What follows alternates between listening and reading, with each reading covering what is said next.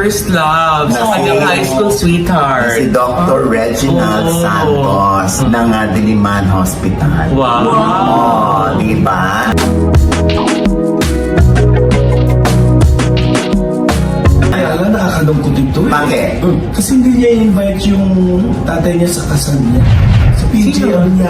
Oo nga. Di ba?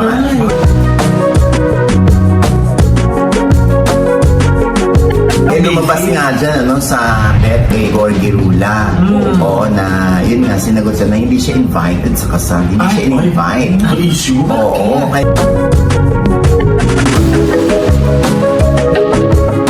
Kaya nga tinanong ko rin si PJ, sabi ko, sana kahit man lang nag-courtesy, yung dalawa, yung anak niya si Carla at yung jowa nito sa kanya. Tapos kahit hindi na sa kasal, hindi na invite, yung magbigay-pugay lang. OG Diaz nagulat sa ginawa ni Carla Abellana sa kanyang ama na si Ripe G. Abellana.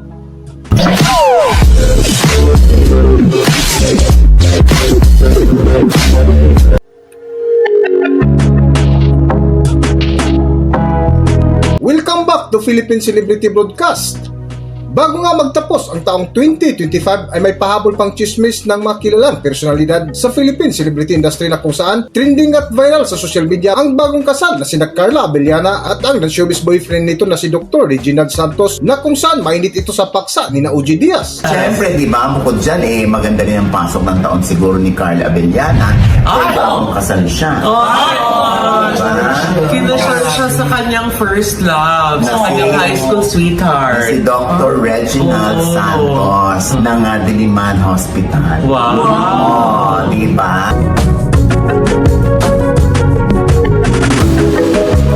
Ngunit ang umagaw ng pansin ng netizens ay tila hindi nila nakita ang mga magulang ng aktris na kung saan hinahanap nila si Ripe G. Abellana na sa lumabas na balita ay hindi imbitado sa kasal ng anak sa hindi malaman ang tunay na dahilan. Kaya nakakalungkot ito eh. Bakit? Kasi hindi niya invite yung tatay niya sa kasal niya.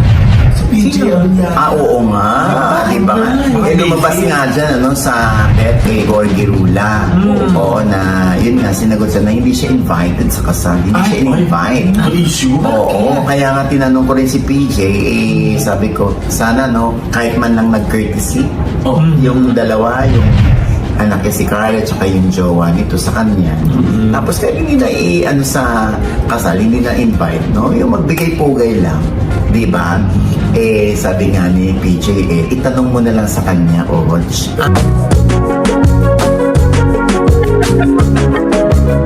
Ngunit sa nilinaw ni OG Diaz ito'y ayon sa kanyang natuklasang chismis ay ang mag-asawang Abellana na hanggang ngayon ay may tampuhan. Para sa buong kwento, narito ating panorin at pakinggan ang video. Saan ang gagaling ito? Bakit hindi niya in-invite ng tatay niya? Yun nga. Oo, alam mo sa pagkakaalam ko. Ay, Sabay-sabay pa tayo. Bakla ka ba? Manunong tayo. Sabay-sabay pa rin ba? Doon po yung uso, di ba? Ay, nako.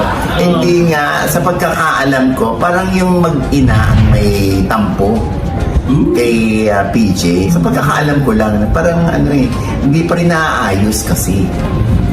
Oo. Actually, may kwento dyan si PJ sa akin, pero off the record kaya hindi ko muna maano rin.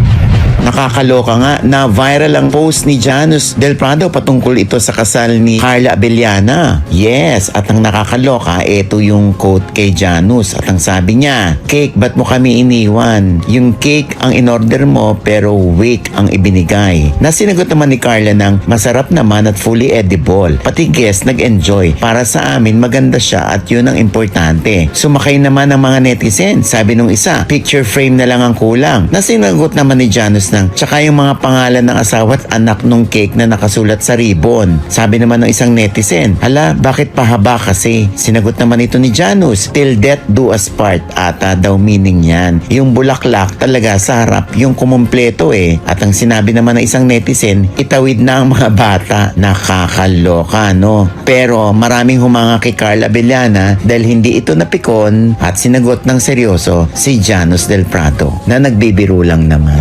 Hanggang Hanggang dito na lang muna ang ating video at kung nagustuhan nyo, huwag kalimutan mag-subscribe at pindutin nyo na rin ang notification bell para ma-notify kayo sa ating susunod na video. Maraming salamat!